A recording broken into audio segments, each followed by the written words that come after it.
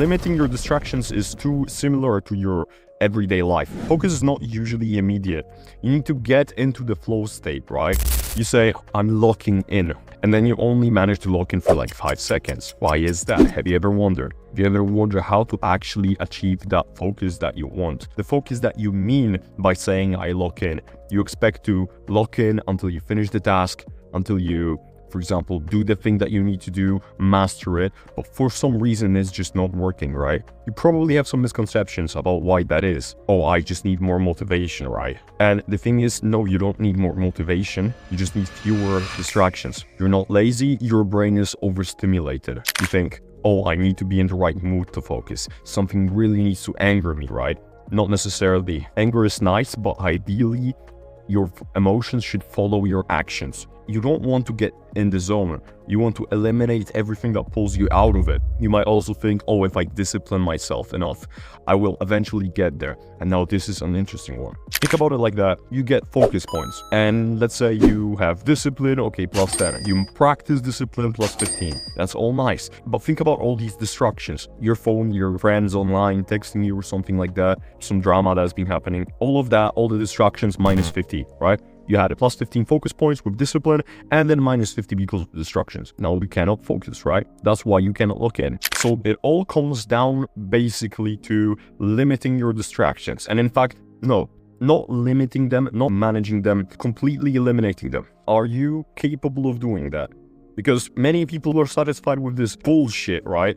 With, oh, I only limit myself to 1 hour a day. In fact, I even did that. But the problem is that, which I've also mentioned in a video made about video games, is that if you still allow yourself to get distracted and you choose not to, first of all, you drain your willpower by constantly forcing yourself to not look at the phone, not playing that game, not open Discord, Messenger app, whatever you're using. That's a constant drain on your focus. Not the thing itself that is distracting you in this very moment, but the thing that potentially could distract you and you resisting it. That in itself is a distraction. Because, okay, let's say you limit yourself, okay, I'll watch YouTube for 1 day, and then you watch it every day. You still, even if you close the YouTube app, you still kind of want to watch it again. You still want to do these things that distract you. And even if you want to focus, your brain still yearns, your brain still pulls you into what you were doing earlier, into what stimulated you more, into what it wanted to do. Focus is not usually immediate.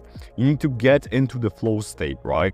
Okay, you say lock in with all the distractions removed. That tells your brain, that signals it that, okay, we are going to be focusing. That will help you. Even saying it will put you in a more focused state because your brain, let's say, it warms itself up, right?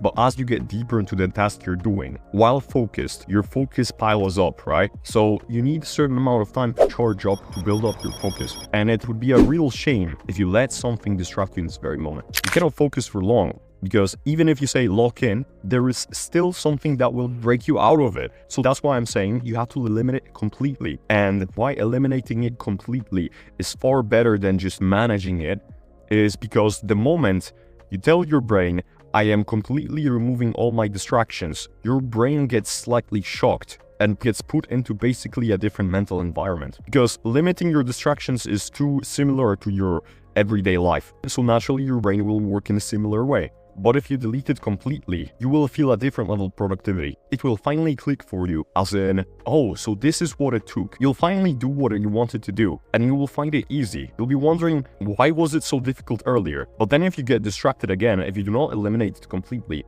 some small distraction eventually will turn into a bigger distraction, and then you will be wondering, why can I not focus if it was so easy earlier? So back to the discipline factor I was talking about earlier. Instead of focusing your discipline on doing the thing while constantly battling distractions, focus your discipline on eliminating the distractions and not letting these small little things get into you. If you decide, I no longer play video games, then you no longer play video games. Make it unconditional. If you say, I'm no longer watching reels, you stop watching reels. You make it unconditional. And the moment you deny it once and start doing something else, your brain will not pressure you back into it once it understands that you, in fact, really have proven yourself to be the type of person that doesn't do that. And that saves a lot of mental energy. So what is more efficient? Saying no to a distraction once or saying no to a distraction multiple times while also trying to focus on the thing you're supposed to be doing, which is already in itself difficult. Think about it. This has been Hustlers Ethics. Thank you for watching. Subscribe to this channel for more motivational advice.